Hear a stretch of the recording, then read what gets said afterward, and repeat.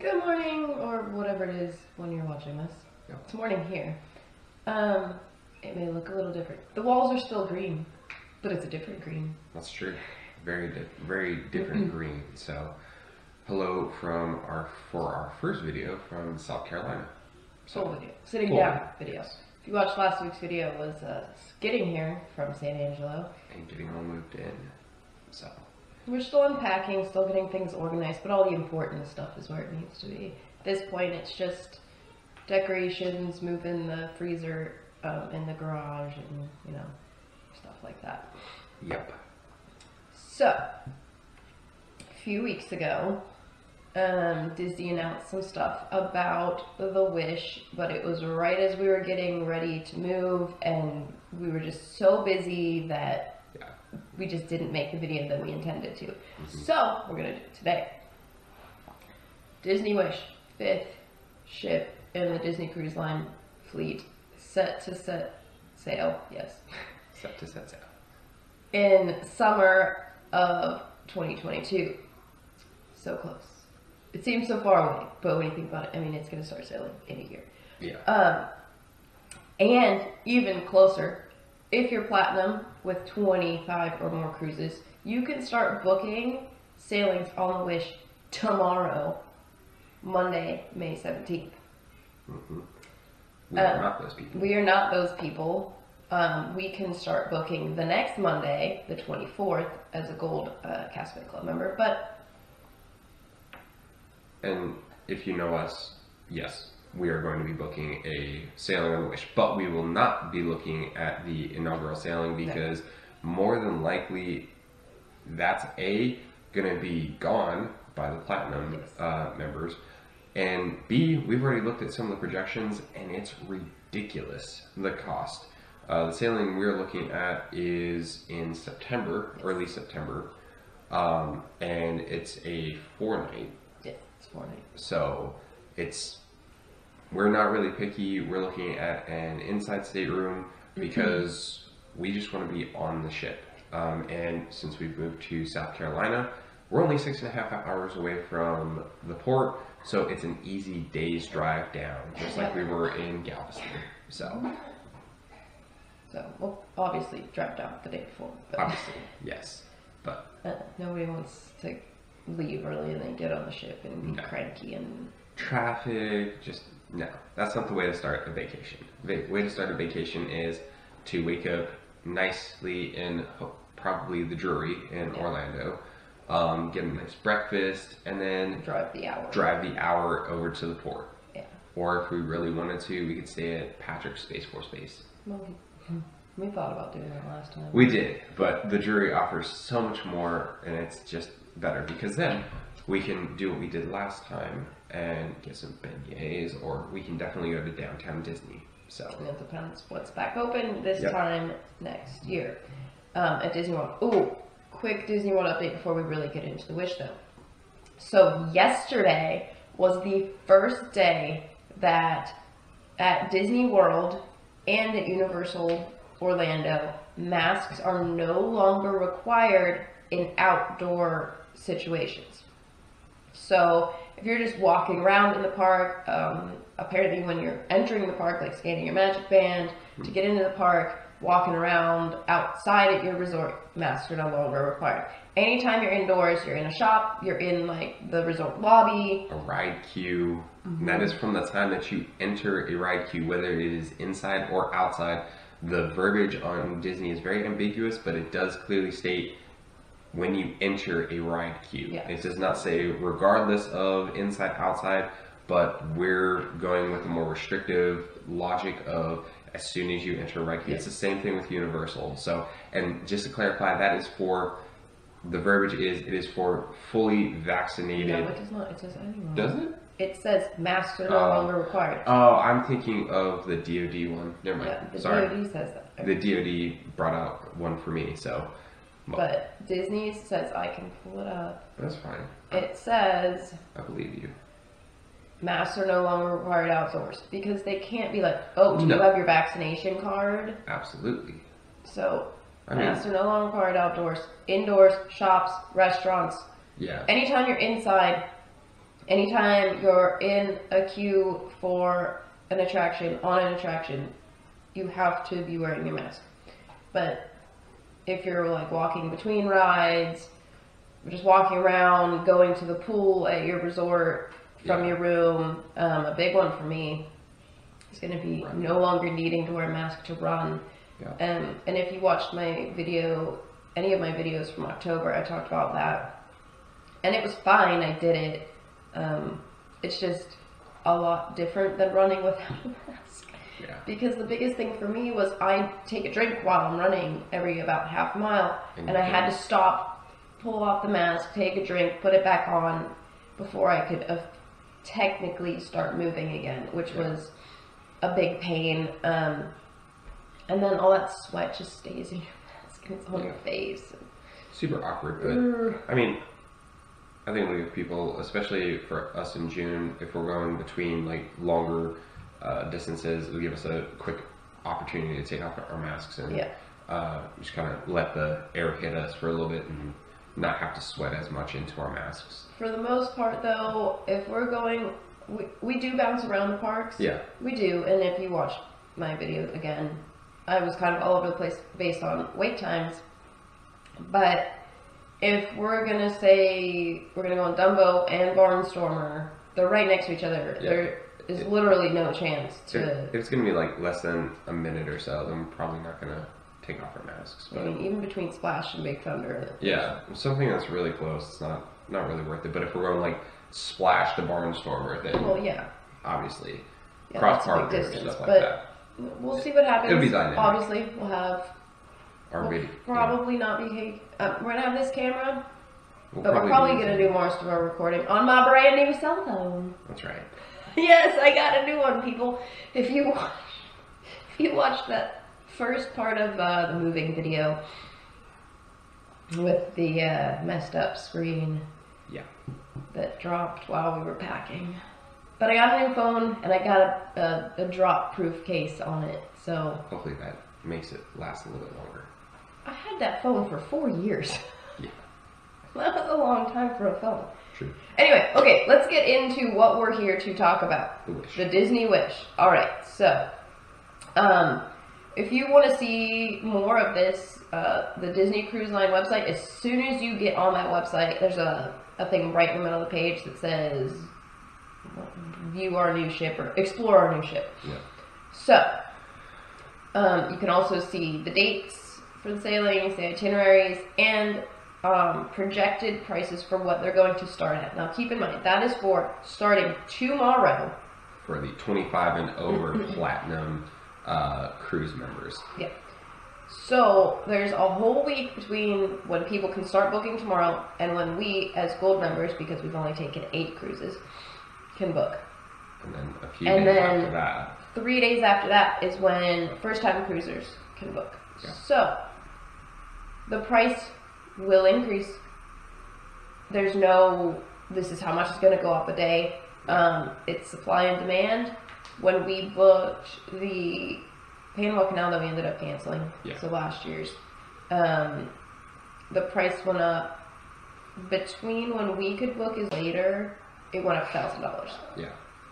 So it's going to be crazy. We're prepared for the price to go up a bit. But we're also realistic that if the price goes up too much for where we're looking, we're going to look at... We'll wait. Yeah, we'll wait. The ship is not going anywhere. It's a brand new ship, so... I do think because of when we're looking at sailing, the price is already starting a lot lower. Yes. Because we want to sail in September, not over the summer. It's not peak, and we're looking at a lower room category, so a lot of, as funny as it may sound, we're not snobs, so we don't mind sailing in an inside cabin.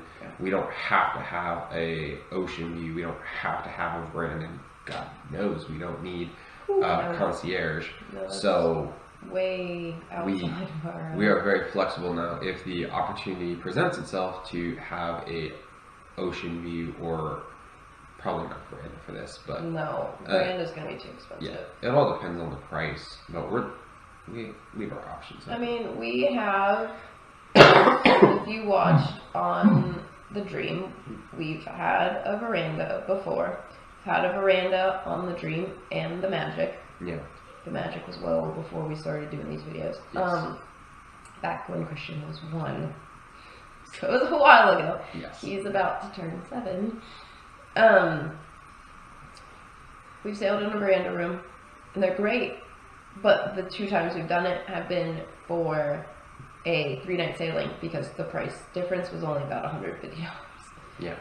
I feel like if we booked a veranda for a 7-night, one, the price would be way more expensive. Yeah. And I'd feel like I had to be on the veranda like all the time. At least a couple hours every day, and we just don't sit in the room. No, we don't. We're out exploring the ship, and that's one of the things that an inside stateroom forces you to do. Yeah. Go do stuff. Anyway, while we're talking about staterooms. So, the big focus on staterooms on the Wish is that most of them do have an ocean view. There are, of course, inside staterooms. There's just not going to be as many as, say, the Wonder and the Magic. And that's fine. But we want an inside stateroom for those reasons. Yeah.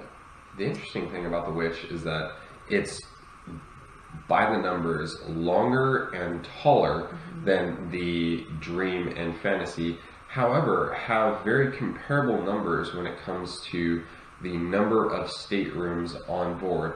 And we were looking into that, and the reason why is the rooms are slightly bigger. Well, the inside staterooms are the same size because there's only going to be standard inside staterooms, not deluxe. Which, again, for a 4-night cruise, it's fine for us. We made it work for the Wonder on our last cruise because price. Yeah. But all the rest of the rooms are slightly, maybe 100 square inches. Like square feet. I don't know exactly, but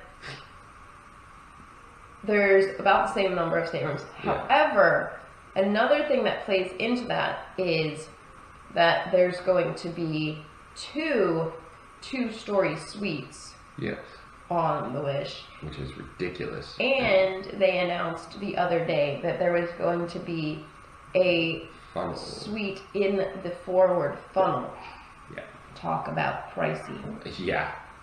That's going to take out multiple If lines. I remember reading the article the other day, that stateroom is going to have more square footage than our house in San Angelo did.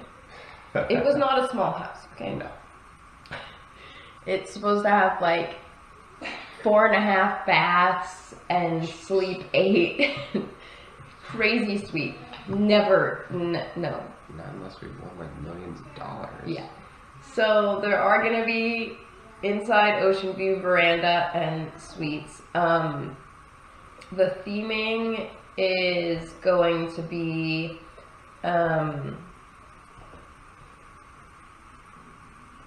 slightly more like elegant maybe than the other ships, with less of the blues and more like whites and silvers, with art.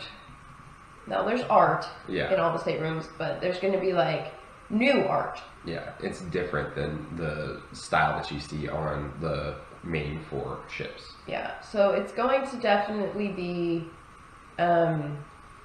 different, and it's going to be elegant. But that also plays into the theming of the Grand Hall. Yes. Which is what the lobby atrium is going to be called on this ship. And that it is the castle at sea with Cinderella as the statue in the lobby. So it's grand. It's going to be very grand. There's a lot of cool things that are going to be happening on this ship. Obviously they haven't announced everything, but they did give us a lot at the end of last month. With that video that was produced by Disney Cruise, featuring one of our favorite, I think, cruise directors, Ashley. Yeah, She's fun. She was always really, really fun to talk to when we passed her in the hallway. Always willing to just stop and chat and say hi to the kids. So and we've done at least 3 cruises with her, cruise director. So I think it'll be really good that she's the cruise director for the Disney Wish, and we'll be sailing with her again. So the only cruise director aside from Ashley I'd like to have again, who I think he might still be with the dream, is Jimmy. Jimmy was good. Okay, anyway, sorry, the way they have this set up on the website is kind of weird, but, so that's staterooms. The interesting thing to me is they do have some of the deck plan on the website, and that there's going to be staterooms on deck 2, and then there aren't going to be staterooms again until deck 6. Which is a very big difference from the Dream, which had mostly staterooms on deck 2, not on deck 3 or 4, but 5, where the clubs were. They have them forward and aft, so that's a really big difference. But one interesting thing is that the fitness center and the spa, where they were on deck 11 and deck 9 on the older ships, it's now on deck 5. Yeah, I don't remember. 5 forward, if I remember correctly. The deck plan on this thing. But I mean that's fine. But it's very, very interesting that it's a lot lower. Yeah, so it will be interesting, and I will obviously be going to the fitness center, so I will let you know what's up with that. But we'll see. So I did find the deck plan. Deck 1 is just going to be tender lobbies, which is interesting because, at least for a while, the Wish is only going to be going to, like, Nassau. Nassau and Castaway. It's going to be able to dock. But it's obviously they need them for... Yeah, just in case they have to make an emergency or they have to tender. So then deck 2 is staterooms. And then this is where, apparently, the Walt Disney Theater will start. Yeah, start being the operative word. This is also where the Oceania Club and the Small World Nursery is going to be as well. Yeah. So the is going to obviously be the same age group, but there's going to be Marvel. Yeah. There's going to be princesses. So here. Another interesting thing about the club is that if you watch the video from Disney Cruise Line, they reveal that there's going to be a secret entrance into the club, and Christian's really excited. There's a slide from the main atrium on deck 3 down to the club, so I imagine Christian's going to be using that quite often. Yeah. So then deck 3 is where the Walt Disney Theater continues. Yeah. There's a whole lot of more magic coming. We don't know yet. But there's also going to be Star Wars Hyperspace Lounge. I wonder if that's going to be like Oga's Cantina, where you can get different kinds of drinks there. Christian's already said that, you guys can go and have a Star Wars drink. Yeah. So it says, take to the stars inside this stylish Star Wars themed space bar where you can sample some exotic, otherworldly concoctions while being transported to popular destinations throughout the galaxy. I think it will be very interesting. I think that the videos for that are going to be really fun. And then they also have one of the main dining rooms, which is 1923. And it's when the Walt Disney Company was started, or Walt Disney Studios, sorry. And it's going to be like old Hollywood, kind of like Brown Derby at Hollywood Studios. It's going to look very elegant, upscale, like it says, 20s kind of like style art. A 20s version of Animators, but without the animation. Yeah. Like the decor. And, if you remember the Great Movie Ride, think of that gangster kind of part. That kind of Art Deco is what I would imagine for that. I'm excited for I think it would be really cool. Deck 4 is where the Walt Disney Theater continues and ends. Yeah. But that should be interesting. The theater is going to be like green instead of the normal red.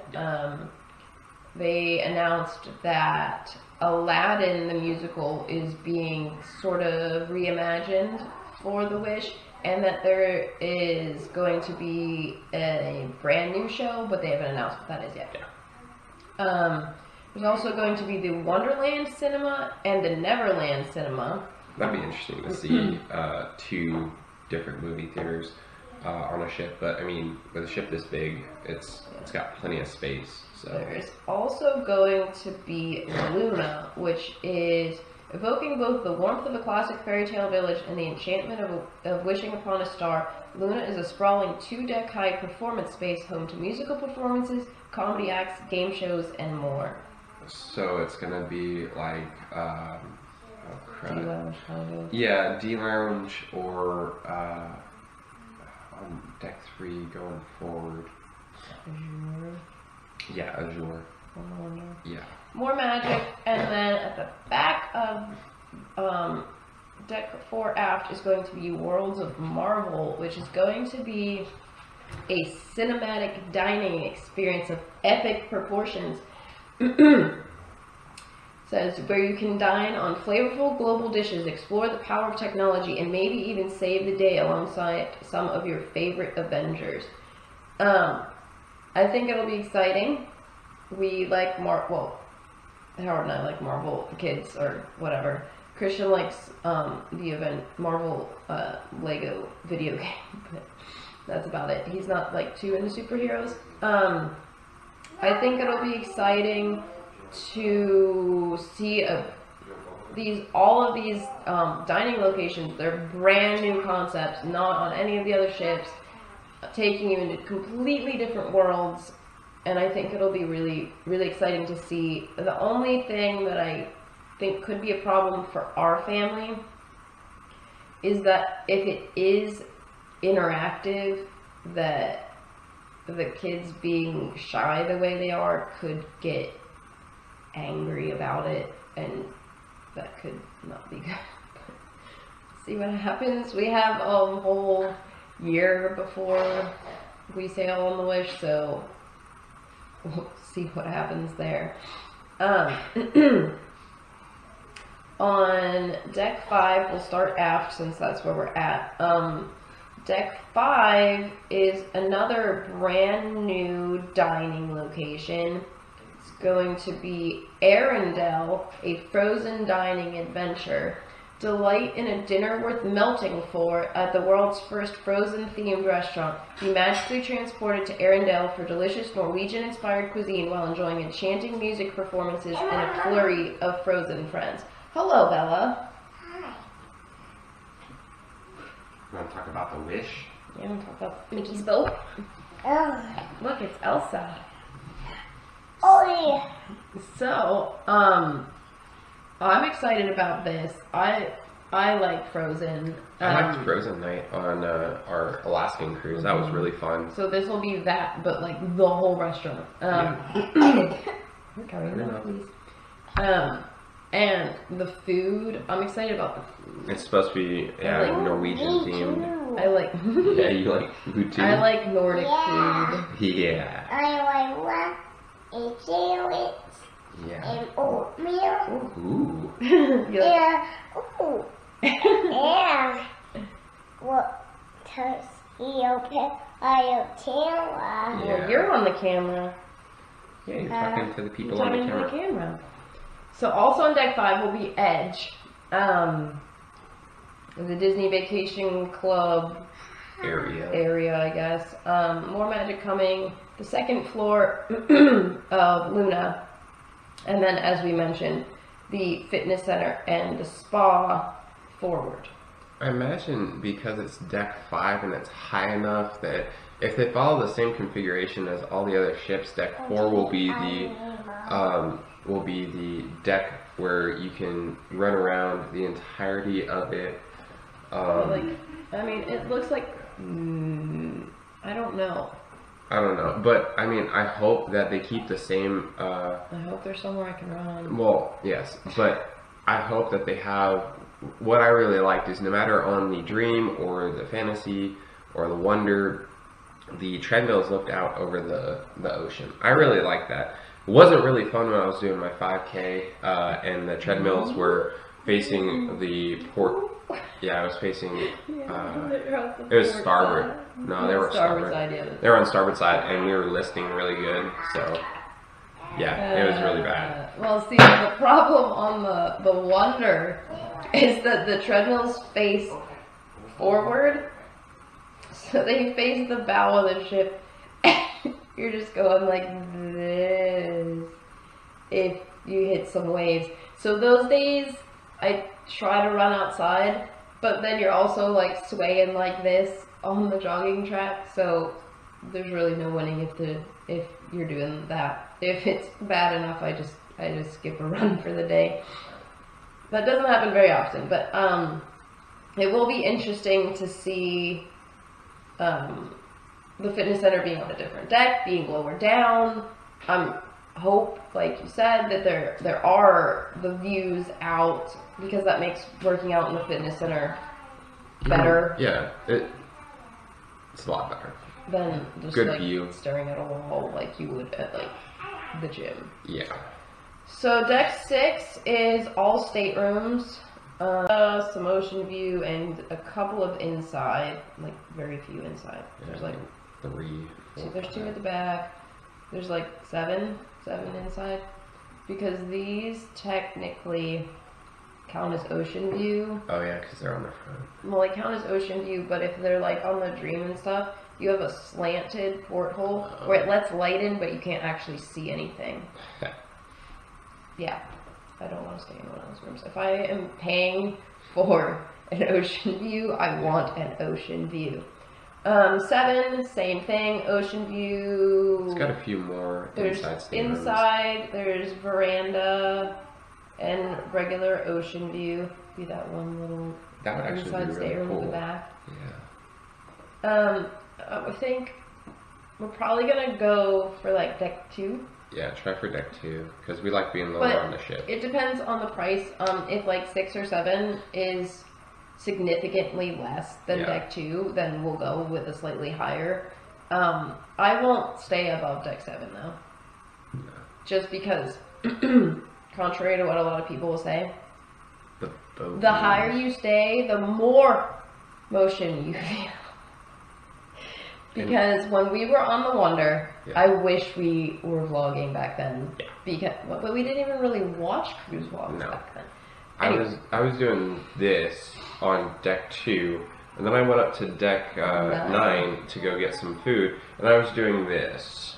Yeah. It was significantly I different. cannot really speak to the higher decks in that experience because I was pregnant with Bella.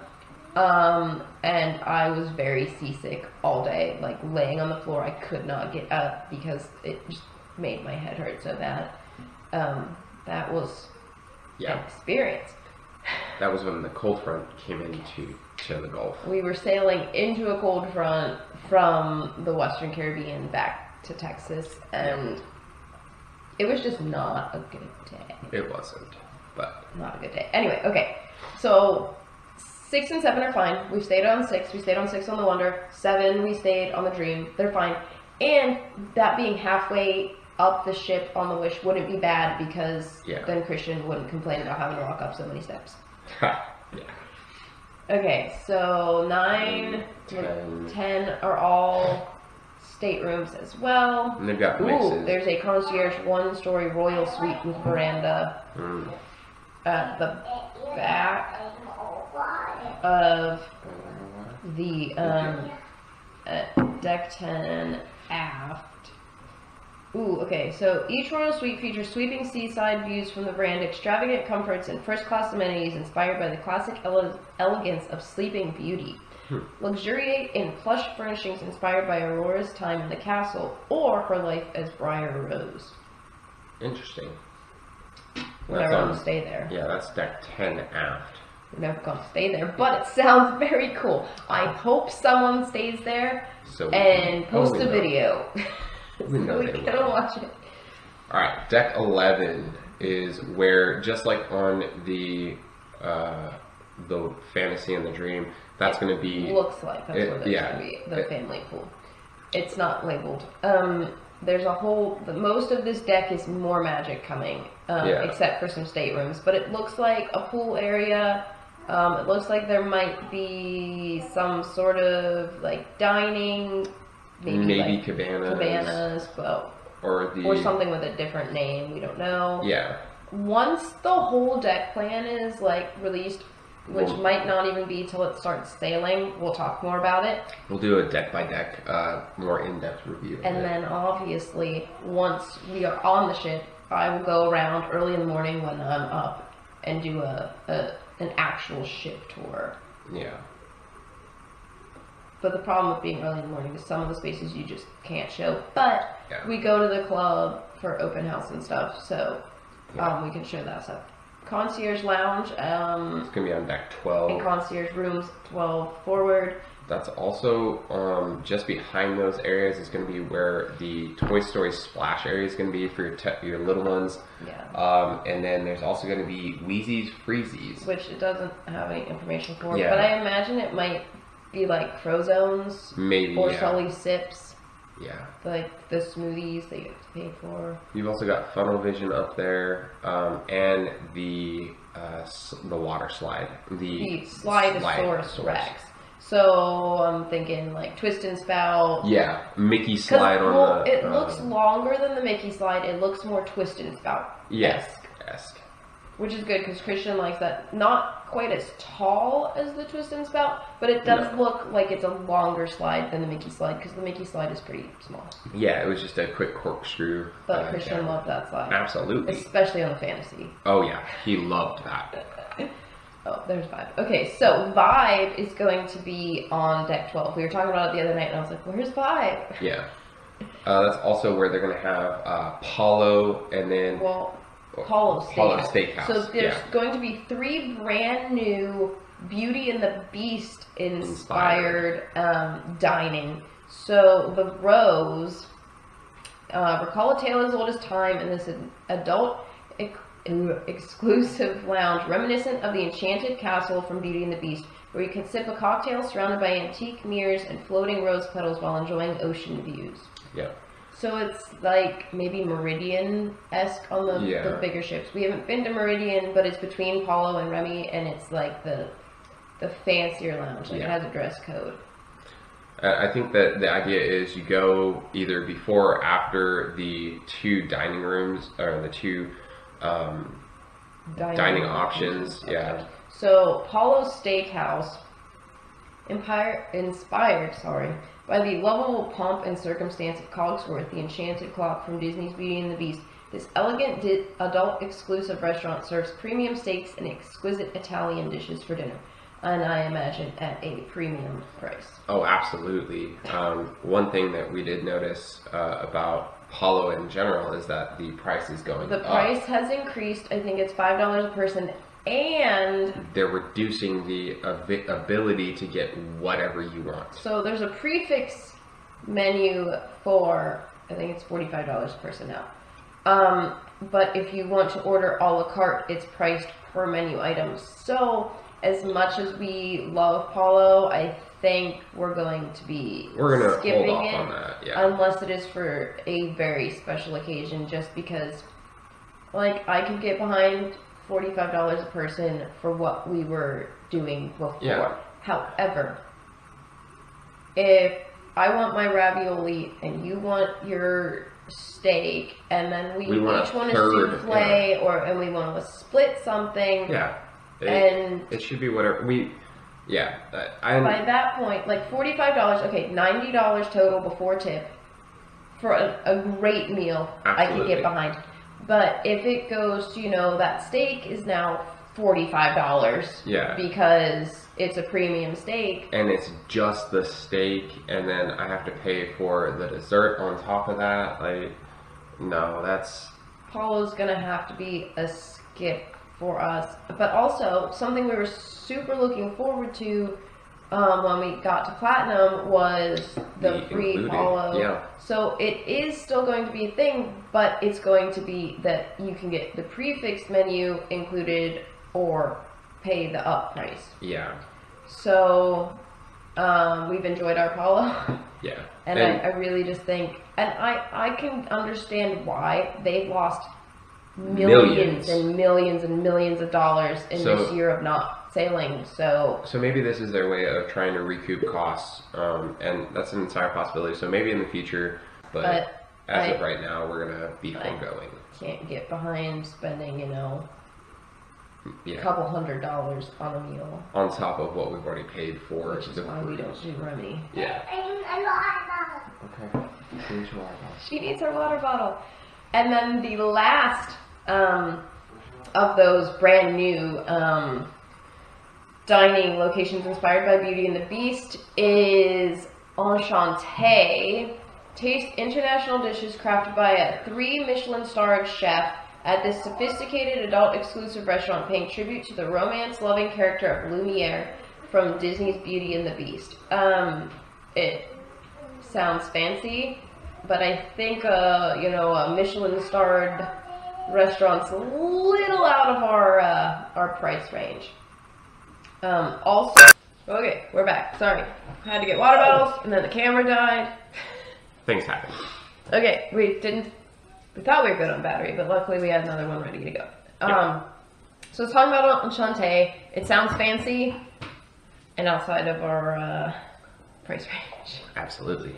The last thing that has most of Deck 12, I think everything on Deck 12 has been announced. The last thing is Hero Zone. So, Hero Zone, sports court, playground, game floor, movie theater. Hero Zone is a dynamic family recreation space where families can play together. Are you up to the challenge? It sounds like it's going to be like the club, except for it's all the time going to be, it's going to be open house all the time. It's got a little bit of something for everybody, but we'll see once we see graphic designs of what it's supposed to look like. It'll be really interesting. I hope it's what I'm thinking of, but it's got an entire area that's dedicated to it. So Deck 13 is looks like the second story of Hero Zone, and then after that is going to be Quiet Cove, so the adult area on the back end of the ship, which is different from what we've seen on every other ship. It's always been at the forward portion of the ship. Cove Cafe is going to be there too. Yeah. The shape of the Quiet Cove pool is interesting. It's not like a rectangle like we've seen in the past. Well, the one on the Dream and the Fantasy is kind of like teardroppy shaped. Yeah. It's weird. But I didn't prefer their pool. No, this one kind of looks curved-esque, but just forward of Hero Zone, not quite midship, but just aft of midship, is probably going to be the crowning feature. It's what Christian's most looking forward to. And this is the all-new Aqua Mouse. Not the Aqua Duck, the Aqua Mouse, because it's a water coaster, is what it is. So, get ready to get wet on the first ever attraction at sea. Take a trip in an animated world starring Mickey and Minnie on this fun-filled water ride featuring immersive show scenes. Sorry, alliteration's hard sometimes. Dazzling lighting and amazing special effects. So, think if you've been on the Aqueduct, but with a Mickey short playing inside the tunnel. Yeah. And it's going to be awesome. It looks like not right when you go down the first curve, you go out over the ocean. Looks like you come across from starboard to port, and then over the port side is what the graphic design shows. You go slightly out over the sea and then come back in. All I know is it looks fun. Is it's gonna be exciting. Yeah. Sorry, I was looking and it looks like the Rex slide is right there. Oh, I was okay. trying to figure out what that was.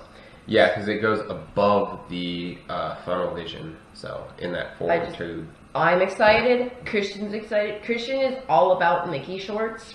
Absolutely. He's so excited to finally ride Runaway Railway next month. Yeah. Oh my gosh. He's so excited because the last time as a family we were at Hollywood Studios was a month and a half before everything shut down. No, a month and a half before Mickey and Minnie opened, because it opened a couple of weeks before COVID shut everything down. Yeah. So it wasn't open then because it was pushed back by that hurricane. Oh yeah. And then obviously I went, and I have a video of that ride from my trip, but Christian hasn't gone. He's watched videos upon videos of it from us, from other vloggers that we watch, and he's so excited. And so he's so excited for the Aquamouse. He was watching the announcement video with me, and he was like, what? He's extremely excited. I'm sure that in the 4-day sailing that hopefully we'll get on, he will ride that plenty of times. So definitely. And I Bella's probably not going to be tall enough for it. Probably not, but that's okay. But it's not like it's the only time we're ever going to sail on that ship. Maybe it'll beat out the Wonder and be our favorite. Maybe. It's very I'll possible. always have a special place in my heart for the Wonder. Working our way forward on deck 13, more concierge suites. On the very forward portion of deck 13 is the sun deck for the concierge fancy area. Also on the port and starboard side, they have the Cinderella 2-story royal suite with veranda. I imagine that's going to be the Roy O. Disney and the Walt E. Disney suites equivalent, but more grander because they're 2 stories. Live like royalty. Each royal suite features sweeping seaside views from the veranda, extravagant comforts and first-class amenities inspired by the classic elegance of Sleeping Beauty. 2 2-story suites feature a grand spiral staircase, a double-height living area, and a spectacular stained glass work of art.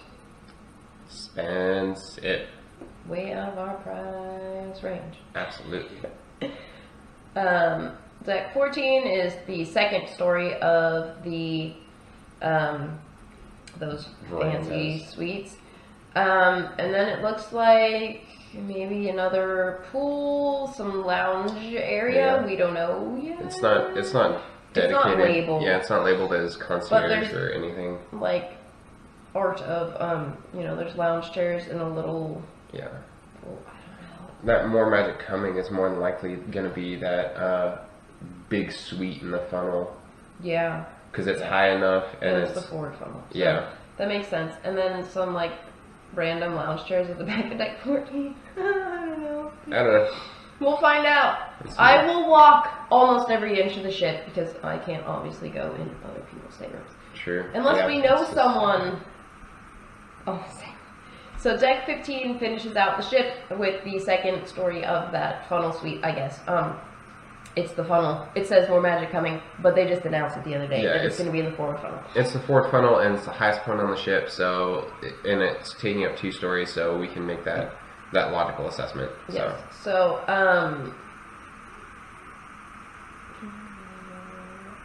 yeah, I mean, it looks like it's going to be an amazing ship. Mm-hmm. Oh, so this is going to be in the lab? That looks like the lab. Okay, so we didn't talk about the lab because it's not labeled, but I imagine it's going to be next to the club, like in or on the same. But we don't know. Yeah. Because the cool thing about the club and the lab is you can go between them. Mm-hmm. Christian likes to go between the club and the lab on the Wonder through the Secret Passage. On the Dream and the Fantasy, there's just kind of like that middle section with between the Star Wars section and the start of the club, the start of the lab, where it's just like tables and you can do like art and sciencey stuff in there. Yeah. So the lab was included in the announcement, but it's not labeled yet. So being a Disney Imagineer, imagine what it'd be like to create your own Disney attraction. At Walt Disney Imagineering Lab, kids can do just that. Through exciting hands-on activities, children will get the unique behind-the-scenes peek and discover how Disney magic is made. Kids can also tap into their own imaginations and design their very own roller coaster in the style of attraction classics like Big Thunder Mountain and Space Mountain, and climb into a specially designed capsule to actually ride it. That sounds really fun. Christian's excited about that. And then there's going to be Fairy Tale Hall, where there's going to be Rapunzel's Art Studio, Belle's Library, and Anna and Elsa's Summer House. I think another good thing is that Bella, she just turned 3 last weekend. She's going to be old enough to go and do this stuff when we sail, and she is excited. I can't tell you how many times Christian's been like, oh, cruising. Yeah. He's really excited for it. He loves the club, so I think this will be a really good experience. Yeah. So. Bella doesn't remember really our last cruises. It was a year ago. She was, not even 2. Yeah. So, there's also going to be Marvel Superhero Academy in the club, like on all of the ships except the Dreams. But children are invited to spring into action and train alongside some of their favorite Marvel superheroes, including Spider-Man, Black Panther, Ant-Man, and the Wasp. So, it looks like it's going to be an amazing ship with brand new stuff. It's going to be big. There's going to be stuff everywhere. I don't even know. I'm just like, I can't contain my excitement. Yeah. I might not look it, but I'm... See, you don't want me to really, like, overly excited, because I'll, like, start jumping up and down. And... She would. She really would. So. I'm really excited for the ship. I'm really excited to get on really, really early in the morning and... Yeah, just start exploring. Book us a cruise. Not tomorrow. No. I wish we were that platinum. But alas, we did not start cruising until 2015. But we have a decent amount of cruises. You know, we took a whole year off because we couldn't sail past a certain point when I was pregnant with Bella, and then we had to wait for her to be old enough to sail. Yeah. And then obviously this last year. So we've done pretty well. We've taken 8 cruises. We're ready to get 9 and 10 done next summer. Well, fall. Yeah. It will officially... It will turn to fall on the... Yeah. Oh my gosh. But yeah, we're really excited. And we hope you're excited. Let's take this journey with us. We will be sure when we do cruise, obviously, we'll take our cameras. When we go to Disney World next month, we will take our cameras. Until Disney, we don't really have anything super exciting planned, so you'll get to see us sitting in our dining room talking about randomness. And ramble. But we hope you enjoyed listening to us talk. Give us a like, subscribe, share us with a friend. And thanks for watching. We'll see you next week.